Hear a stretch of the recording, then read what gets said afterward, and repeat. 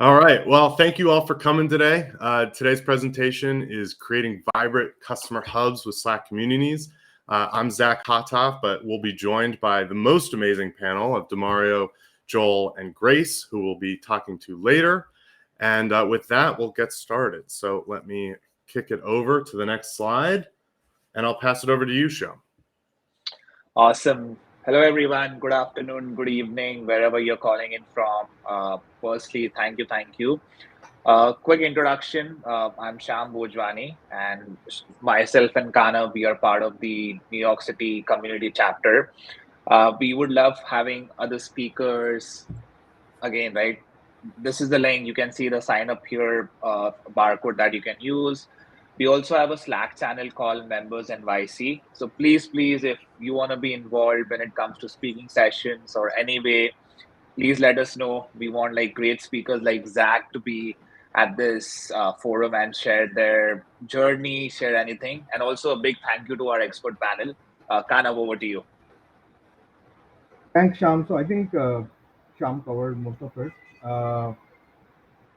We have been running this chapter for 5-6 years now. We wanted to really do this event in person, so we haven't. But the dates were such that we weren't able to find a venue. So in addition to finding speakers, we are also soliciting people who could host us, so that the next event would be in person. So if any of you have like a room that can host like 30 people, we would love to bring the community to you. You could do it after hours, so 5 p.m. once the meeting rooms are free. Yeah, and that's about it. The session today should be about 45 minutes. It will be recorded and shared with you. And we would love to meet you in Members NYC channel in the Slack community. I think that's all the housekeeping we have.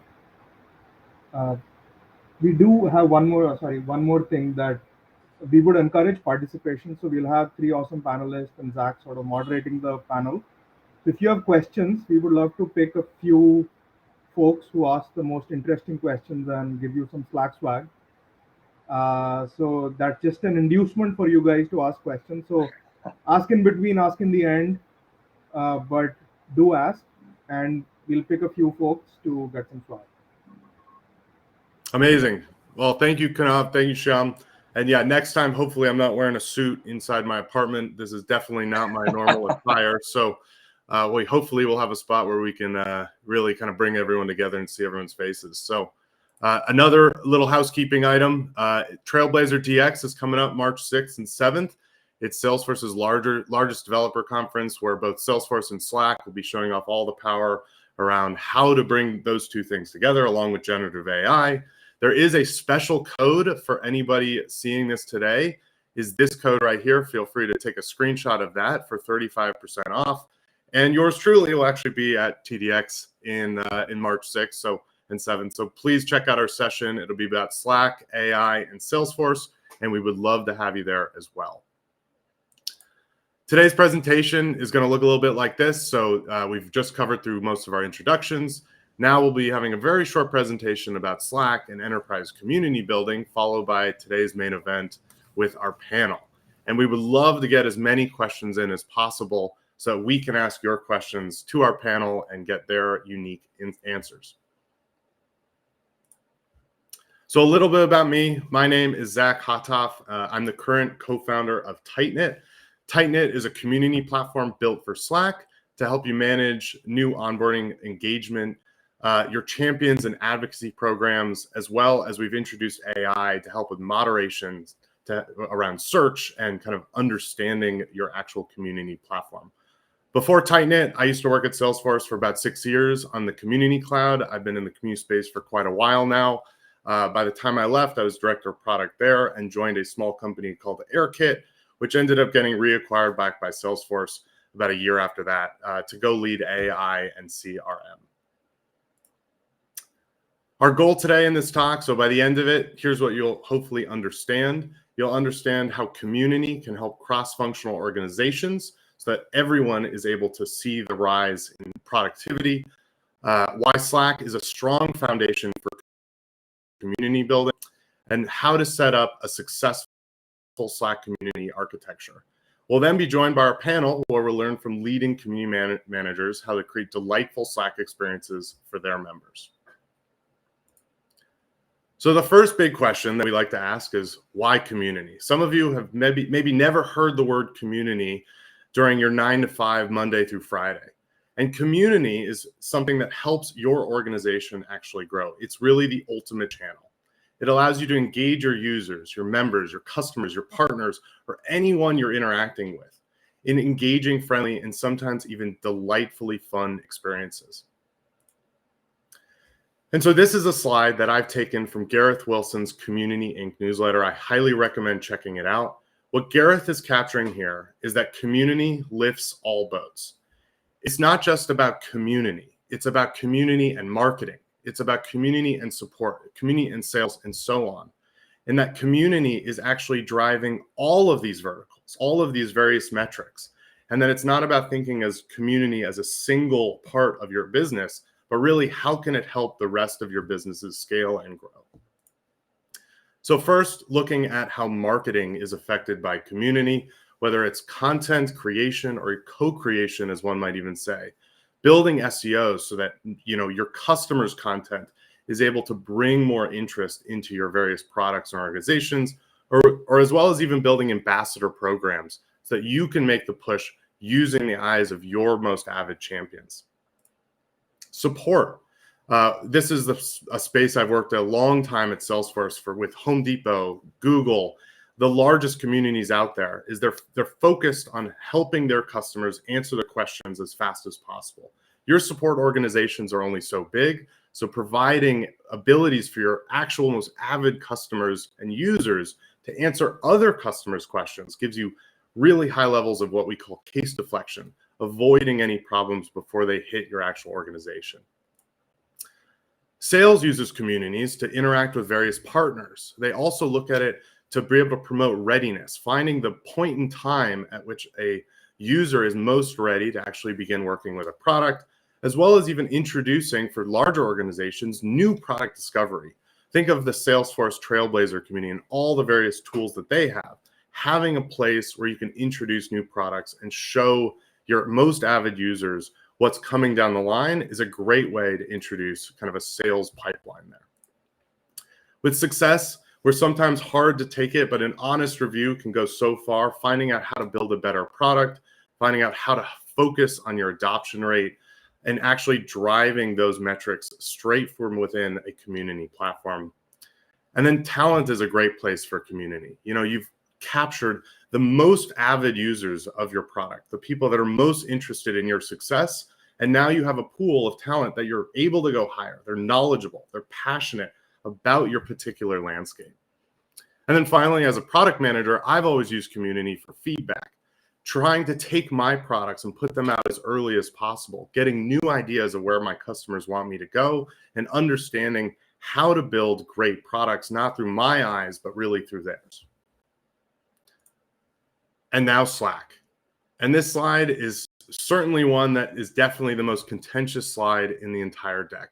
Because if you look at Slack's website, Slack is actually a productivity tool, not a community tool. This is actually a screenshot from last week of Slack's homepage. However, Slack is probably one of the largest community tools out there, whether they want to be or not, because Slack is heavily used for community building as a foundation. If you do a little bit of napkin math, you can see about 63% of workspaces are used for some type of community building out there.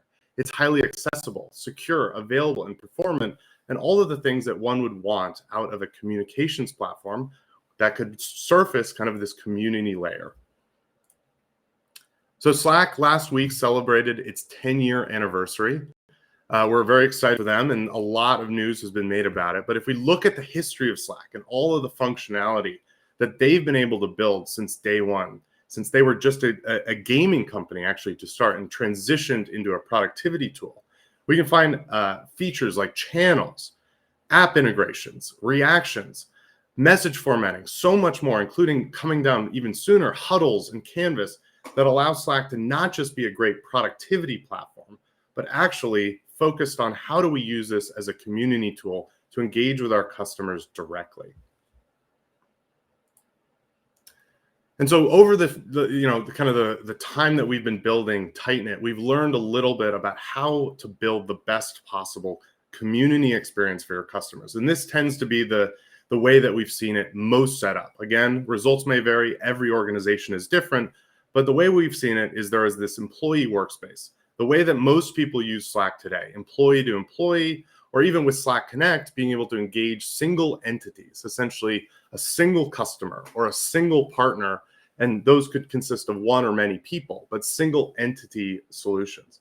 But when you want to expand and be able to have conversations, not with just one partner, but many partners, or even for your partners or customers to be able to collaborate with each other, that's when you might want to consider creating a community workspace. And a community workspace is really what we call that entity to entity workspace, where your customers, regardless of location, regardless of background, have a single place where they're able to collaborate with each other, as well as for employees to collaborate with many of them all at a given time. So for those that are a little bit Slack curious, this is a word that we've actually stolen from Jacob, so thank you, Jacob. We have a few features here. So one is the Slack invite link. The Slack invite link provides a special link that allows new members to join your workspace without invitation. It gives you that onboarding funnel that allow customers to find your experience, to join it, and to onboard themselves. And so all of these features here are just part of the tool set that provide you with a great Slack community platform, including custom emojis.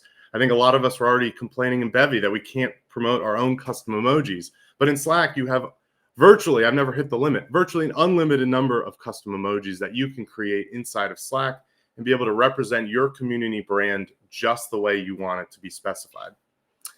At here, at channel, and at everyone, this is a good way for us to just represent notification preferences. Slack is an incredibly powerful communication platform with highly customized notifications, and being able to create groups and channels that allow you to target individuals and decide whether it's attention now or attention later with at here and at channel, give you a new way to be able to engage in real time with your customers. And then finally, this last one, this is just a limited list, of course. The last one to consider is the free or pro. Slack is a great way to get started, right? But when you want to go look at advanced workflows or message retention or building in these kind of invite-only communities, these high-value community platforms, you have the ability to bring them all into a pro workspace, so upgrading from free to pro. And we'll discuss a lot more other Slack features in our panel shortly. So with a Slack community, there are definitely some common ways to set up the architecture. What are the channels that one would want to create inside of a Slack community to be most successful? And some of the ones that we've been able to see in our time with Tightknit are these general announcements and changelog channels, really these broadcasting channels. So going back to Gareth's kind of community ROI wheel, each of these individual channels has a goal in mind, and they all have their own various metrics. So that's a great way to get notifications out to your new users, or even just be able to let them know about new products coming down the line, new events like this one, and promoting that in a broadcast-only channel.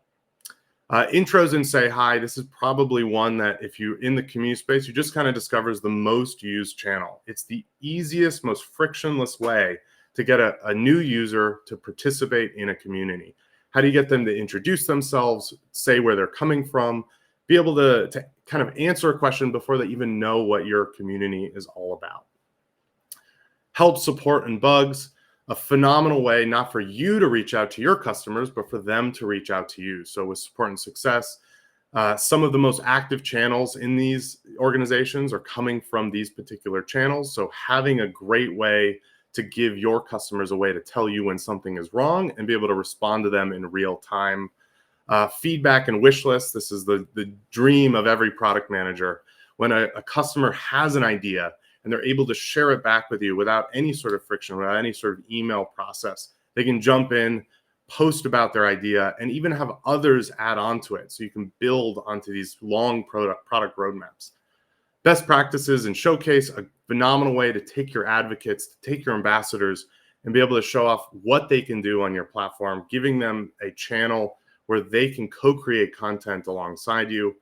Location and member-specific channels. These are really when you think, I have this large community, but how do I create these intimate spaces for more targeted groups so that they can collaborate, not as a general group, but really on isolated, specific topics. And then random jobs, events, community, all of the channels that kind of make up what we almost call a community. These are things that you might not even have within your control as a community manager, but really this is a space that kind of give the rest of your community members an opportunity to show what they're talking about, to be able to collaborate with others, and to be able to just kind of make it fun. And then finally, I love to throw this one in because I think it's one of the best ideas, is the request a channel. Sometimes you just don't know. Sometimes this isn't the right choice. And having a place for your customers, users, partners, etc., to be able to come to you and say, hey, wouldn't it be great if we had a channel like this so we could collaborate like this? You're essentially taking the community building and putting it back into the hands of the community. So with that, we've actually finished our presentation, and we're going to now jump into a great panel where we'll be joined by DeMario Bell, Joel Primack, and Grace Cheung. We're super excited to have them today, and thank you guys for joining us. And I am going to stop sharing this presentation so I can jump back and see everyone's shiny faces.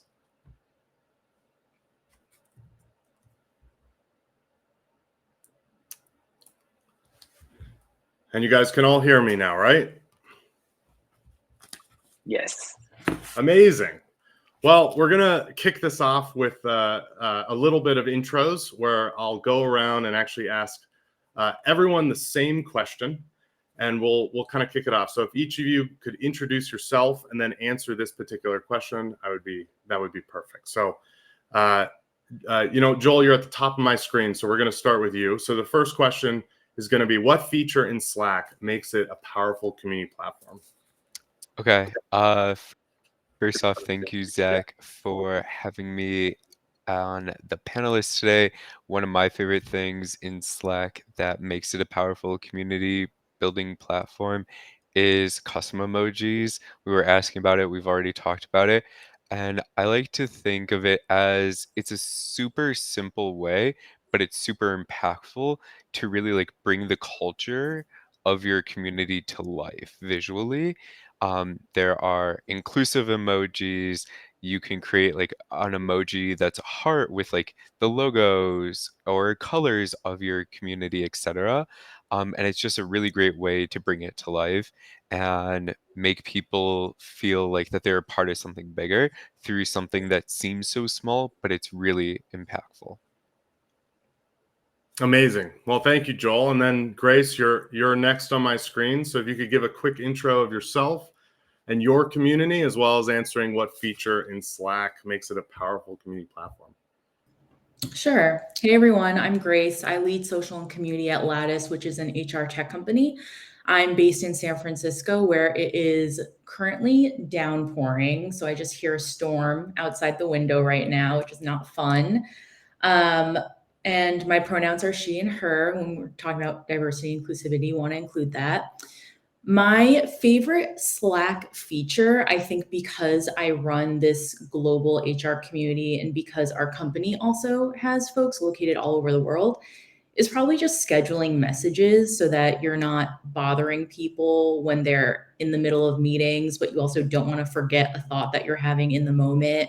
Or if you want to contact someone who's in the UK, but they happen to be sleeping, you don't want to accidentally set off their Slack notifications if they don't have that setting figured out. So I think scheduling messages is a super powerful tool within Slack. Amazing. Thank you, Grace. And yeah, your rain is replaced by everyone in New York, the honking cars outside. So it's kind of the two sides of the coast here. And DeMario, we're going to close it off with you on the intro. If you could do the same thing and tell us your favorite Slack community platform feature. Yeah, so good to be here with you all. Good to see you, Grace and Joel. I would say for me, it would be the Slack bot. I found that to be very useful for my community. And a use case for us is, Grace touched on this when, she mentioned her pronouns. It's making sure that we're fostering a community that is inclusive and welcoming. And so it's a passive way for us to foster that, to kind of remind folks of some of the language we use in our community and then some of the language that we don't use in our community. So when folks say, hey guys, gender specific terms, we use the Slack bot as a passive way to offer alternatives that are inclusive of folks, gender identity and expression. Amazing. I love that use of the little Slack bot. All right, so we got one more power question for all of you before I start kind of mixing it up and asking some more targeted questions. But we'd love to learn more about like you as community leaders. So could you give us an initiative you've run inside of Slack? And just because we love the fun of Slack, what's the name of that channel that you were able to run? And so we'll start it off again on that round robin, and I'll kick it over to you, Joel, if you're ready for it. Sure. So something that I've run in Slack, I would say are monthly dinners for one of my community consulting clients. It's not like the splashiest, most like crazy type of program, but I love that what we've done is 24 to 48 hours before dinner, we actually create a private space within the community, add all the members to it, have a note so everyone is set on the expectations of the space, and then also share a list of all the attendees will be in attendance of the dinner so that they can start to see and check everyone out kind of beforehand. You never know, like the fun connections, the backstories, all of that. And it's just been a really great win for us to help support our successful monthly dinner series. And then in terms of channel name, it's like just the month and the date of it. It's nothing crazy. Sorry, it's not that So you fun. create but a it's new fun. channel for each one. That's what I'm hearing, right? Yeah, exactly. It's private, attendee only, and then about a week or so after, we archive it. Want to make sure that the community is clean, up to date, all of the good things, but making sure that while it makes sense in relation to the time, it is there open for folks. Amazing. And I did want to actually comment real quick on something that Jacob posted in the chat to make it even better, this experience. If you guys want to see all of the presenters at one time, if you go to the far right, there should be a little view button, and you can actually select the gallery view, and then you can see everyone's face. So just as a heads up, technology-wise on Bevy. And so DeMario, you're now left of Joel, so we're actually going to go to you and ask you the same exact question. What is that channel that you've created that you feel like has really helped you in your Slack community space? Yeah, and similar to Grace, I also run a global HR community. I might be the largest, a little bit over Grace. A little competition here. All right. All right. Grace is my girl. I love her. She's been a great peer of mine. So one of our, values here at Coltramp, which is the company I have the privilege of leading our HR community, is to amplify others. And when I think about how we operationalize that in our community, we've created a kudos channel for our community members. And so we have a feature, a shout outs feature that integrates with Slack. And so basically how it works is that if you were to at someone name and give them a shout out, there's a bot that would appear that pretty much just kind of like recognizes that and all the kudos. So it's the kudos channel, and we have probably a third of our community members in there. We have over 36,000 members, and the attention and the reception that we've gotten from it has been very positive. And it's a way, if someone has answered a question, someone has had a coffee chat or supported you in your journey, it's a way to recognize them. And I believe in building community around people, and it gives them a way to support and amplify each other through that kudos channel. Amazing. Well, Grace, I'm going to ask one quick question to DeMario before we throw it over and see if we can spin it. So as the largest community, though, do you struggle sometimes keeping it engaging for kind of a smaller group? How do you take like a large community and make it still have more of an intimate feel? Don't worry, Grace, I got you here. I'll start us now, and I'm curious because I'm happy that you asked that. So for us, I would say, and I've said this, I think 2024 is the year of micro communities. And so we actually just had to do a Slack audit and revamp our channel structure. I think Grace is doing it better than I am, actually. But I will say that for us, it's really been thinking about allowing our members to choose their own adventure and creating those micro communities, within our Slack. So that's the simple way that I can say it. But Grace, I'm going to turn it over to you. Yeah, no, I love the word micro community too. I wrote that one down. And Grace, yeah, so back to you now. What is an initiative that you've run in your community, and could you give us that Slack channel as well? Yeah. First of all, shout out to Adriana. She's got the Slack integration with Lattice. We love. In terms of initiatives, I guess I want to talk about two because neither of them I actually created the channel for, but they're kind of two initiatives, one that I started and the other that I continued. Because when I joined Lattice, they had already started the community here. So I had inherited this community that I grew to what it is today. So one of the initiatives, we have a channel that's called Tuesday Topic. And that is a weekly ritual where we ask one question to our community every Tuesday. And community is all about fun, engagement, but there's also opportunities to get content from your community too, right? So I like mixing it up in the Tuesday Topic channel where sometimes I'll ask something that's HR related, maybe about employee engagement, company culture, something that's happening within the workplace that we want to learn what our community members are doing and potentially spin that into an article. Other times, I just want to see what people's workspaces look like. I want to see cute photos of their pets for anyone that's having a bad day. So that channel is just really good for casual engagement within the community, and they know that they can expect something every week to talk about with their fellow members. So that's one initiative in that specific channel that I love. And then another one that isn't a regular occurrence. I've only done it a couple of times, but I use it in our announcements channel, which is kind of like talking back, Zach, to that one slide you showed about those catch-all channels that work really well for a lot of different communities. So our announcements channel, only an admin can post in, but anyone can reply in the thread. So one thing that I've done to celebrate the community in the past when it comes to an anniversary, a milestone, like when we hit 15,000 members, HR people are all about paying it forward. So we did a pay it forward thread to celebrate those moments, specifically in that one channel, because people could always respond in the thread with an offer that they want to give for free to a member of the community, with someone that they want to shout out for helping them in the past. So it's just like a really good feel good thread for people to celebrate each other and just celebrate that sense of community that they've built over time by just being a member participating in this space. And then we save that thread because we are on the free Slack plan, which we've talked a little bit about in the chat.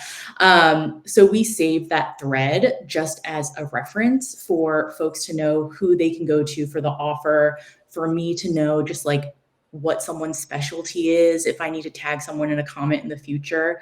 So those are two very useful initiatives that I've run through Slack in two different channels that honestly, any of y'all can steal that for your community. You're more than welcome to.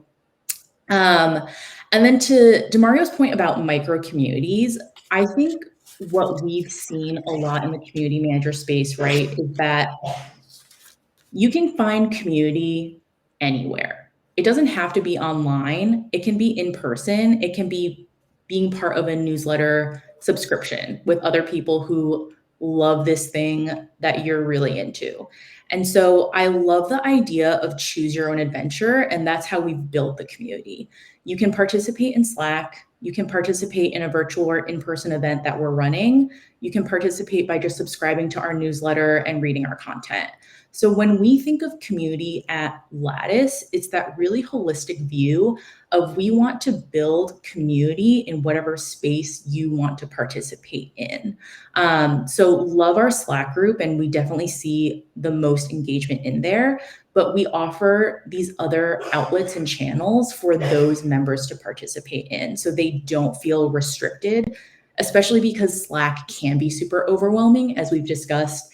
If you have a really large community, As soon as it gets over 500, you're probably just like, I cannot be in here. The notifications are too much. So the micro community thing, really love that and want to +1 that. Well, I mean, yeah. So going off the thing of micro communities, I love also how you use the Slack community, not just for that, but to really facilitate like your newsletter and the live in-person events and spin it off into others. So I guess the good question is like, what, for people that are interested in doing that, Grace, like what would you say, how do you start first? Do you start with the newsletter or do you start with the community? Because I think that is a common question that a lot of people run into when they're thinking about that. I say don't start with either first. Literally talk to people first. Talk to people one-on-one, learn what people actually want from you versus just creating something and expecting people to show up. I think that is the mentality that most people take the wrong step on, because building a Slack workspace is super easy. That's the beauty of it. But making sure people are coming in and interacting with each other is the hard part if you don't know why you want them to join. So before you do any of that, talk to the people that you want to build a community for. Learn what their motivations are for wanting to join a community, and then build from there. Because maybe it's a newsletter, maybe it's a Slack, maybe it's an email list where they just want you to deliver content to them. Like, learn from the people that you're trying to build a community for. I love that. And then I have a little softball question for you. Is it one single pets channel? Again? Yeah, one single one. It's easy. Is it a cats and dogs channel or just a pets channel? Do you put those two groups together or do you keep them separate? These are the hard-hitting stuff. So in Lattice's Slack channel, we have a separate cats channel and a separate dogs channel. That's what I thought. But, yeah. Gotta keep them apart. I'm in both of them, if I'm going to be real, even though I have a dog. I love them all. In our HR community, we have just a water cooler channel now. So that's kind of like the fun catch-all. Don't want to discriminate. Whatever your cup of tea is, just throw it in there. We've been getting a lot of good memes in there right now, actually, and less pet photos, but got to have a fun channel. Amazing. Well, Joel, I'm going to throw it back to you now because I think we've kind of been covering a little bit of this, but like I want to chat about community awareness. Like, you know, you've started to work on a newsletter, you've started to work on a Slack community, you have other initiatives. Like, but what about Slack in particular? Like actually helps users discover new topics, posts, or discussion. How do you use that platform for awareness? Yeah. So first I'm gonna go touch on something that Grace touched on during like the listening. She did a great job of talking about like the external listening of like the members.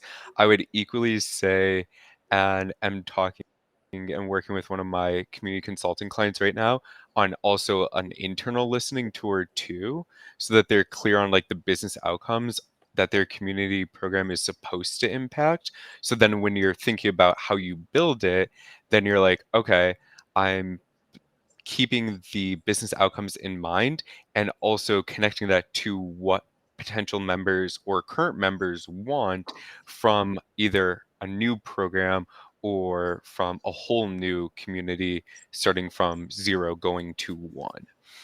So that's just my like one add-on. Sorry, had to get that in there. In terms of content and like bringing awareness out of the community, I would say that the big thing, and Grace touched on it too, is just content co-creation.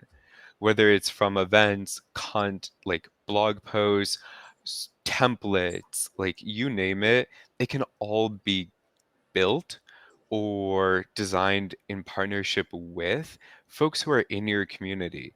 One of the really great things about Slack is you're going to start to hear pretty quickly, usually, like the same things come up over and over again. An example of this could be how, like, what's an integration plan when you acquire a company? For maybe like a finance leaders or operational type of community for like that side of the house. And then you can actually create a template with 5 folks. You can publish it online. They can post about it internally within the community, celebrating them. You can take it on to social, and it's just a great asset that you created with 5 members, helping elevate their brand as well as adding something valuable back into the ecosystem. I love that. So kind of continuing though on the content co-creation, how do you like incentivize users to actually participate with you in that? Because like, you know, a new community, it's quite hard to get people to kind of commit time and energy if they don't see any sort of return. Yeah, at least something that we've just started with one of my clients actually is doing recorded on-demand content. And so I essentially like host our member side of that content with them. And I would say the biggest thing really has just been one, building relationships, being polite, helping them with any questions or comments or concerns throughout the entire process of it so that they know exactly what's going on when and all of that. And then the flip side is also just acknowledging with them that this is a new muscle for us. So whether it is, hey, we had a weird fluke and we lost the recording. Okay, that happened, but I'm just saying like one of the million possible things that really could happen one day is like, yeah, you lose a recording or you have to do some editing because you messed up the intro of the session, etc. Otherwise, it really just comes down to like knowing the member, giving them coming prepared with like a topic that you believe they want to speak on, and then being like, hey, this is the idea that I had, here's why. Also, we're 100% open to doing something else too that you're more passionate or interested in too. um, Thankfully, we really haven't done too much more to incentivize members to participate in that program other than those 2 things. So I would say in a nutshell, it just falls under the bucket of being a good, like kind, respectful person and doing your homework, coming prepared and being flexible. Amazing. So I'll now throw it over to you, DeMario. I think I have a good one. So we tend to find lots of communities actually start on Slack, right? So you've hit 36,000, but that wasn't how you started, right? And I think what makes Slack such a compelling choice for a new community as a platform? Well, I think the barrier to entry, is low. And when you're an admin, first building out a community, it's easy to get set up in Slack. I mean, that's the assumption that it's easy to get set up in Slack on the admin side. On the member side, and what I know about the communities in which I've run, it's a part of their daily, Stack flow. And I believe in, if they're already in it, you go to where they are. And, here at CodeChamp, we've had several conversations around, do we stay in Slack? I mean, Slack is one of our community programs. We have community programs everywhere here at CodeChamp. We're a community-led organization, and so it exists everywhere. And I just so happen to manage our digital community, and I've been socializing the idea of, I really think that we should, move off of Slack. Now, people will, beat me up about that, my feelings, but I want to go back to Grace's point. There becomes a point when your community hits a certain scale where it becomes a little harder to manage. And then the feeling of community becomes a little harder to cultivate. Because my ethos is that community is not just throwing people in a random group and then hoping that they engage with each other. That's not community. There are ingredients that make up community. So for me, it's easy, and people are using Slack more nowadays, and because it's where they are, we'll be where they are. But I'm hoping that someday that we can transition off of it, and no diss to Slack. I wish that they would, do more in the community vertical, because so many people are leveraging their tool as a community tool. So. Yeah, and I mean, you're talking to the right guy who's building a company, hopefully with that premise that Slack can be used as a community platform. So I wholeheartedly agree, and we'll do our darned best, DeMario, to keep you on Slack well past 36,000. And then, yeah, and then you know what? I'll bring it over to Grace because I do know we're going to want to take some questions from the audience very soon. So let's see, we got a bit of time, but as you start to like think of ideas, feel free to post them in. I'll be writing them down with this little green pen, and we can bring them back in just a few minutes. But Grace, I got a question for you. But what are some of the best practices when setting up a Slack workspace? And I think you mentioned some of the tools as well. Lattice itself has a tool. But what are some of the tools that you have found particularly useful, or even just automations that you've built to make it kind of a better community experience? Yeah, I think when you're just starting out, you want to be careful to not over-engineer it.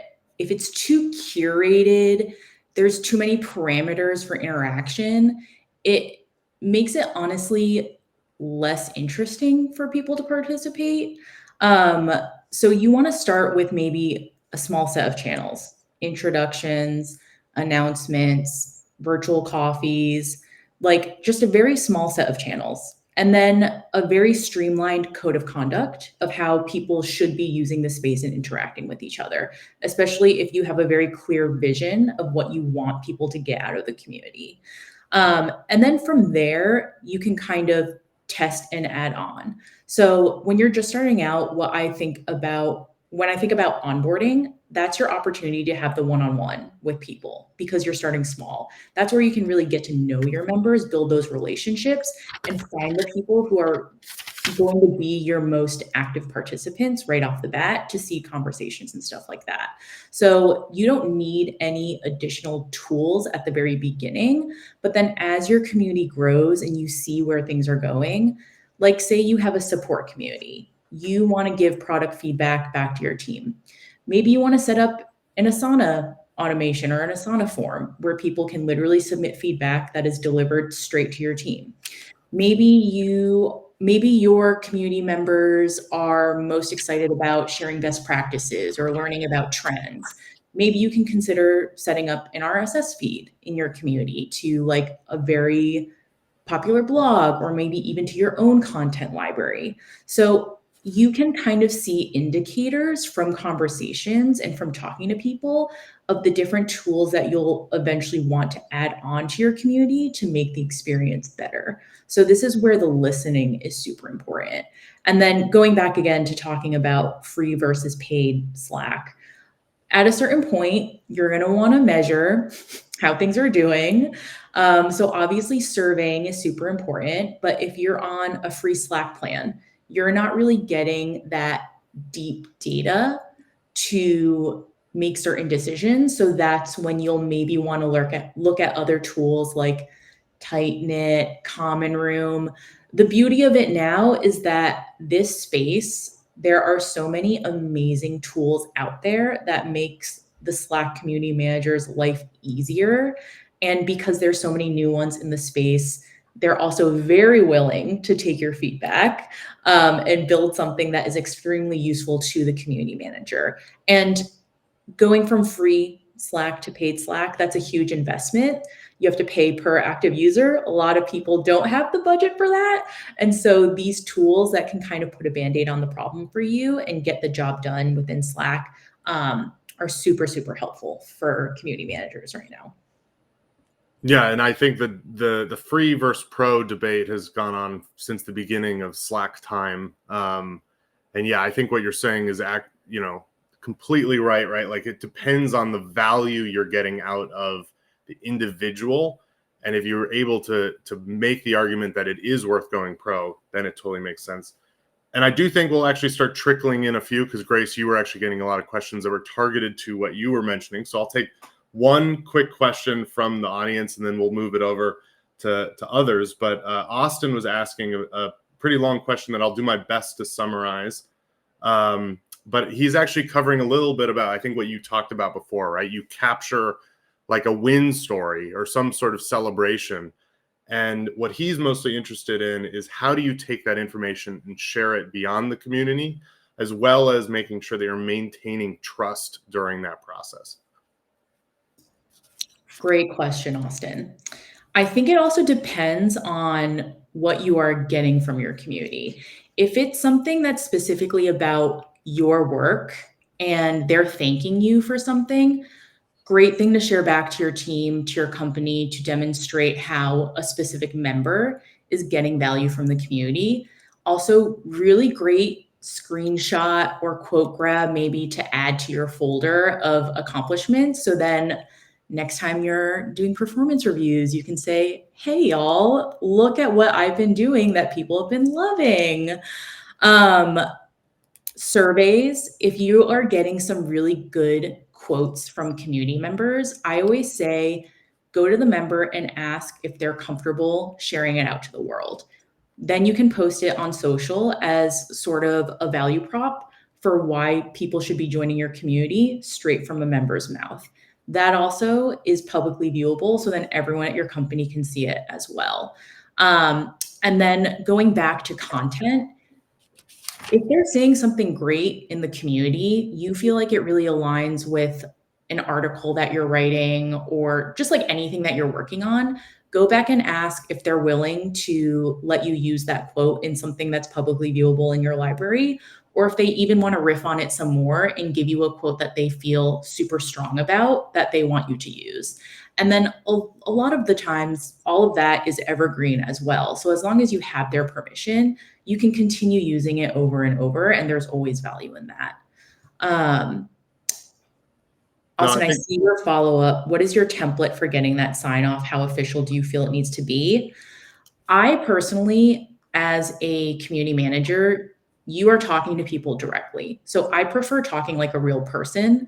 I have a template, but it's very casual because I try to build a very good relationship with all of my members. And whenever I make announcements or anything, it's in my voice. So people know that I'm a very casual person. So I'm not using like ChatGPT to ask for sign off. I'm just saying, hey, Megan, this quote was super amazing. I really love what you said. Do you mind if we can use it for XYZ? So just speak naturally. And like, as you are building a relationship with members, you should feel comfortable talking to them and speaking casually with them. Like, you're not a business person to them, like you're a friend to them. I'll double down on that and just say, like, from my experience, I've never had anyone say no that I can recall off the top of my head. I've only had people say, like, not right now. Like, that they would like to participate in something in the future, whatever it is, or something else. But, like, very rarely, if you're aligning and listening to, like, the signals to make you want to even ask, they're more than usually happy to. It might just be like bad time, especially on like the content co-creation side, if it's larger than like a quote that they've already said. No, and yeah, I think you guys are both spot on. We run into this a lot with Tightknit, right? Because we build a web forum and SEO around those Slack posts, and what we've found is there's like different levels of willingness to share, right? So it's whether I'm willing to share fully as me or fully anonymously, and I think there's a bunch of choices that you can also ask to like clarify on individuals what they want to share and how they want to share it. So as well as what channels they're willing to put it on. We'll move on to another question. Keep it coming. Love all the questions coming through. I'll send this one to you, Joel. I'm going to ask you, for those looking to make a career transition into community building, what would you recommend and how did you get your start? I fell into it, as I think many community professionals did, because it's not like you go to college saying, I'm going to be a community professional. But in all seriousness, I would say like you have to have like a why. It's just like if you're in sales or in any other role, like there has to be a why. For me, I think a lot of it comes back to like more things on the personal side of me, and that has made me and kind of led me down this path. I've also had some things kind of given to me or asked, and turns out I really wanted them before I actually even knew I wanted them. An example of that would be like the podcast that I host. Didn't know I wanted a podcast until someone offered me a podcast. Then I took the podcast. So now I have a podcast all by myself. But that would be that. in terms of like skills and things to help someone transition into the community space, I would say like good communication's always important, understanding data, and just kind of being a genuine person. I know it sounds weird or like underrated potentially, but it's so necessary. You're talking to people, as Grace said. Like she likes to show up how she is 100% of the time, whether it's on a Zoom call or through a message that she's scheduling for tomorrow at 9 a.m. Eastern while she's still asleep or like just waking up over in like SF. Um, it works, but you just have to be you. And that's like why members like interact with you. You're building trust. And if you're not being authentic, then why would anyone trust you? It like that's the logic. It's just 1 and 1 there only equals 3. If one of the ones there in that equation isn't there, you get negative like 27. That's how the math works. Beyond that, I would also just give like a shout out to Brian Oblinger's like Community Strategy Academy. Like that's a great async resource for folks to learn. Yes, community math, it's right up there with like boyfriend math and girl math and all of those on Instagram and TikTok. And it's also right next to the word I created, which is planaging. It's planning and managing all in one. Well, that was a big vocabulary. It took in real quick. I'm going to combine an audience question with a word that you just said, authenticity, Joel. And I'll send that over to you, DeMario. And I think this is a good question regardless of what platform you're using, right? You have a very large community, one where you probably don't know 36,000 people anymore. And if you do, I'm very impressed and need to learn more. But if say, for instance, you don't know all of the members in your community, how do you still keep it authentic when you reach out to such a large group of people? Yeah, I think either you have it or you don't have it with authenticity. I would be honest with you. I think that we try to manufacture it, and I feel like it just has to be something that you have. And your community guidelines are great stewards of that. So how we've written our guidelines, it reinforces how we show up.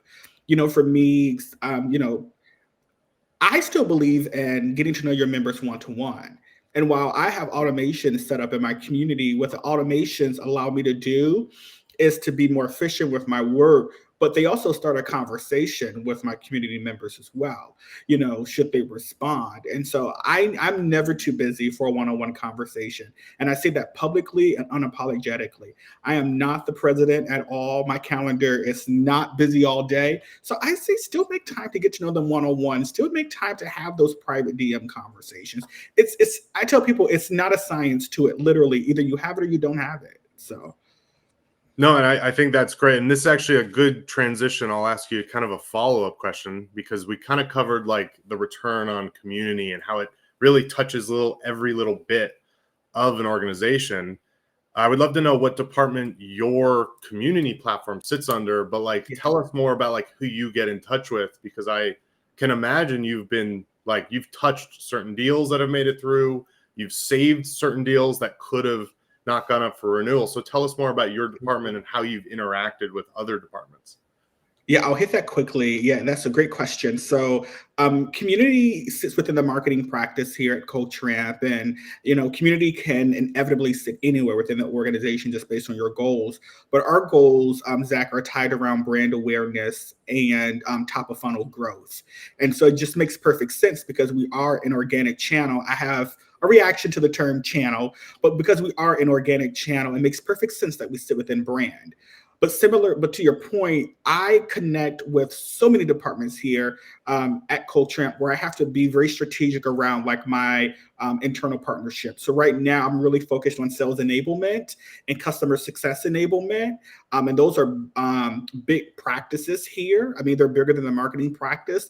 So I'm targeting the senior leadership while also targeting my peers at the same time. So having parallel conversations so that when I'm going back to my team, trying to think about like, how can we scale the rest of the work here, which is essentially the role of community internally, is to help other teams scale their work faster.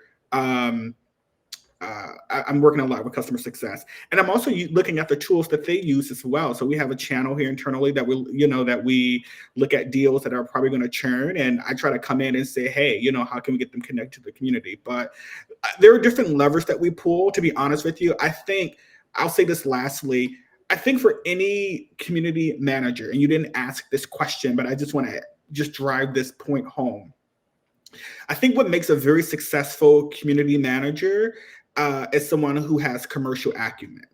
And so if you understand what the business is looking for and pain points of your colleagues, you'll be able to quickly identify how the community can solve for that. And I think that's yeah, I see Joel with the big yes screaming into the chat. So I know, just to let everyone know, we still have a bit of time, but I know there's probably going to be some people that are hopping off. So if you still have any questions, feel free to throw them in. But in the meantime, I'm going to just share a screen just to make sure that folks that do have to leave at the hour are able to kind of continue the conversation.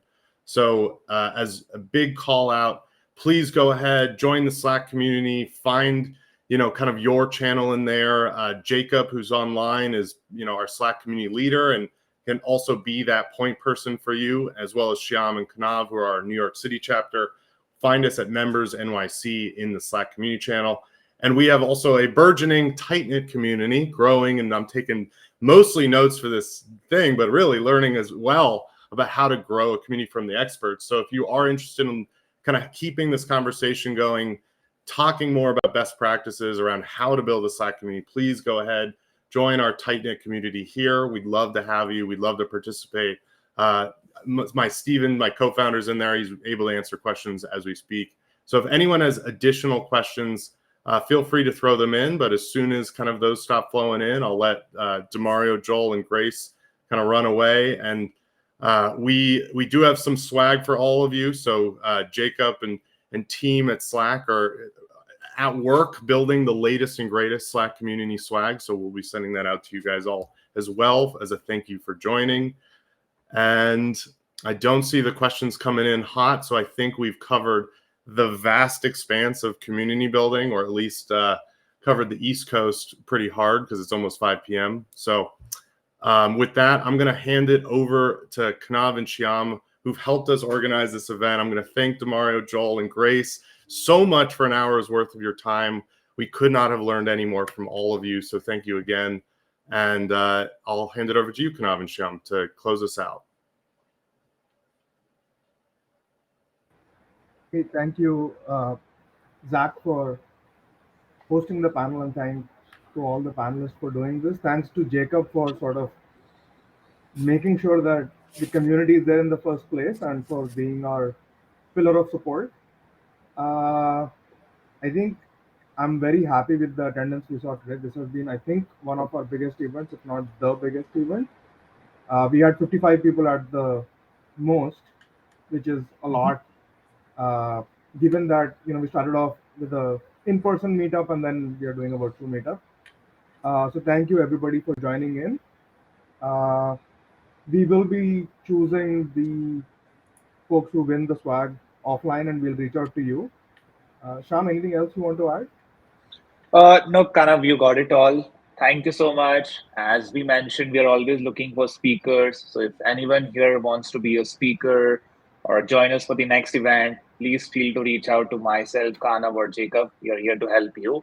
And hopefully we can see some noise on our Members NYC channel with some emojis, with some drama. So bring it on.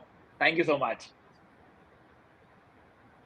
Thank you all. We appreciate it. And I think with that, we'll find a way to end the bevy. Thank you, everybody. Thank you.